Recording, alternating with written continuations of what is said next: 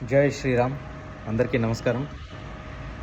So ఈరోజు తుఫాను కారణంగా ఆంధ్రప్రదేశ్, కర్ణాటక, తమిళనాడులో పలు చోట్ల 3 రోజుల పాటు వర్షాలు పడతాయని చెప్పారనమాట. సో బెంగళూరులో కూడా ఇప్పుడు అసలు మార్నింగ్ నుండి సూర్యుడు కనిపించనే లేదు.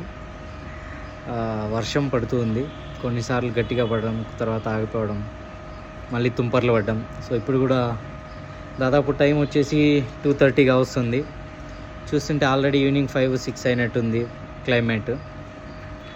అసలు మార్నింగ్ నుండి ఒక్కసారి కూడా సూర్యుడు కనిపించలేదు.